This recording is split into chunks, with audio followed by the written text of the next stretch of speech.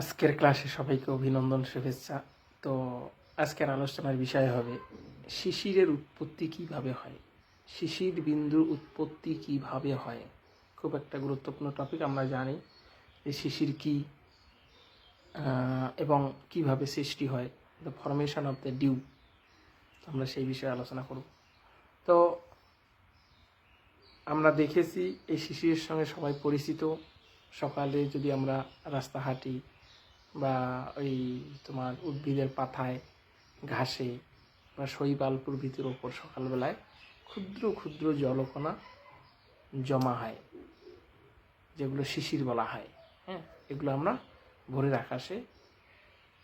ভোরের আকাশে নর্মালি আমরা এইসব দেখতে পাই। তো যদি দীর্ঘ রাত্রিতে ভূপৃষ্ঠে তাপ বিকিরণ করে শীতল হয় এবং অনুভূমিক ভূপৃষ্ঠের সংলগ্ন পরিষ্কার বায়ু কি হয়, পরিষ্কার বায়ুর যে জলীয় বাষ্প তখন সরাসরি ঘনীভূত হয়ে যায়। কি বললাম? সরাসরি ঘনীভূত হয়ে অতি ক্ষুদ্র জলকণা বা শিশির বিন্দু সৃষ্টি করে বা ডিউ পয়েন্টের সৃষ্টি করে, মনে রাখবে। তো এই যদি আমরা দেখি যে এই শীতল ভূপৃষ্ঠের সংস্পর্শজনিত কারণে যে সমস্ত শিশির বিন্দু সৃষ্টি হয় তাদের একটা অন্য নামে ডাকা হয়, যে নামটাকে বলা হয় কেল, CALE, কেল। হ্যাঁ, একে বলা হয় কেল। তাহলে কি বললাম? ভূপৃষ্ঠের সংস্পর্শে বা সংস্পর্শজনিত কারণে যে সমস্ত শিশির বিন্দু সৃষ্টি হয়, কি হয়? শিশির বিন্দু সৃষ্টি হয়, তাদের বলা হয় কেল। হ্যাঁ, ভূপৃষ্ঠের ঊর্ধ্বে বায়ুমণ্ডলে শিশির সৃষ্টি হয় না। আমরা জানি ভূপৃষ্ঠে বা ওই তোমার ভূপৃষ্ঠের উপরেই কি হয়, সবুজ ঘাস বা উদ্ভিদের যে পাতার ডগায় এই শিশির বিন্দু আমরা দেখতে পাই। বুঝা গেল? এই শিশির বিন্দু বা শিশির সৃষ্টির জন্য যেটা প্রয়োজন বা অতি দরকার হয়, সেটা হচ্ছে বা অন্যতম একটা কন্ডিশন, সেটা হচ্ছে পরিষ্কার আকাশ ও শান্ত বায়ু। পরিষ্কার আকাশ ও শান্ত বায়ু ছাড়া এই শিশির বা এই ডিউ সৃষ্টি হতে পারে না। কারণ মেঘ চাদরের আকারে অবস্থান করে, আমরা যদি দেখি চাদরের আকারে অবস্থান করে, রাত্রিবেলায় বিকিরণজনিত শীতলীকরণের পরিমাণ বা মাত্রাকে কমিয়ে দেয়। বুঝলো? কী বললাম? মেঘ চাদরের মতো অবস্থান করে রাত্রিবেলার যে বিকিরণজনিত শীতলীকরণের পরিমাণ মাত্রাকে কী হয়, কমিয়ে দেয়। হ্যাঁ, এছাড়া যদি আমরা দেখি যে মেঘমুক্ত আকাশে ভূপৃষ্ঠ থেকে যে তাপ বিকিরণের ঘটে, তাতে কি হয়, ভূপৃষ্ঠ দ্রুত শীতল হয়ে যায়।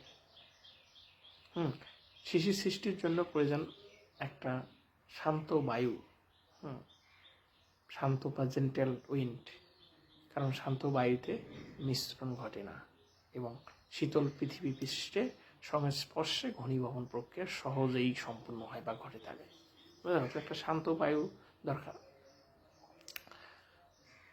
তাহলে তবে মনে রাখতে হবে যে শিশির জমার জন্য পরিষ্কার আকাশ ও শান্ত বায়ু হলেই চলবে না, প্রয়োজন বায়ুতে যথেষ্ট পরিমাণে জলীয় বাষ্প। বায়ুতে যদি জলীয় বাষ্প না থাকে তাহলে কিন্তু শিশির বিন্দু সৃষ্টি হবে না। কারণ জলীয় বাষ্পের অভাবে শুষ্ক অঞ্চলে শিশির বিন্দু খুব কম দেখা যায়। এটা মনে রাখবে তোমরা। কারণ শিশির বিন্দুর জন্য আমরা যেটা জানি সেটা হচ্ছে জলীয় বাষ্প দরকার, মনে রাখবে। তো তাহলে আমরা এটা দেখলাম যে একটা অন্যতম শর্ত পরিষ্কার আকাশ, শান্ত বায়ু, তার পাশাপাশি বায়ুতে জলীয় বাষ্পের পরিমাণ, এইসব হচ্ছে কন্ডিশন। এগুলো হলে কি হবে, সহজে শিশিরের উৎপত্তি হবে। তো এই শিশিরের উৎপত্তি একজন বিজ্ঞানী, আবহাওয়া বিজ্ঞানী স্টালার, খুব ফেমাস। স্টালার একজন ফেমাস জলবায়ু বিজ্ঞানীর মতে যে সন্ধি উষ্ণতায় বা ক্রিটিক্যাল টেম্পারেচারে কোনো বায়ু সম্পূর্ণরূপে সম্পৃক্ত হয়ে যায়। কি হয়? কোনো বায়ু সম্পূর্ণরূপে সম্পৃক্ত হয়ে যায় এবং তার থেকে কম হলেই স্বাভাবিকভাবে ঘনীভবন শুরু হয় এবং সেই উষ্ণতাকে শিশিরাঙ্ক বলে বা ডিউ পয়েন্ট বলে, মনে রাখবে। তো আমরা যদি দেখি যে the term of dew point is applied to the critical temperature at which the air is fully saturated and below which consideration normally take place. তো বোঝা গেল যে সহজ করে যদি আমরা বলতে চাই বা বলি যে বায়ু যদি তার বিদ্যমান জলীয় বাষ্পের দ্বারা কি হয়, যে উষ্ণতার সম্পৃক্ত হয়, সেই উষ্ণতাকে সেই বায়ুর শিশিরাঙ্ক বলে। বোঝা গেল? তাহলে সকল সম্পৃক্ত বায়ু আপেক্ষিক আর্দ্রতার সমান, অর্থাৎ 100%। এটাও মনে রাখবে। তো সেটাই হচ্ছে শিশির বা শিশিরাঙ্ক। তো আমরা এইভাবে শিশিরের উৎপত্তি হয়ে থাকে। তো বোঝা গেল শিশিরের উৎপত্তি কিভাবে হয়, শিশির কি।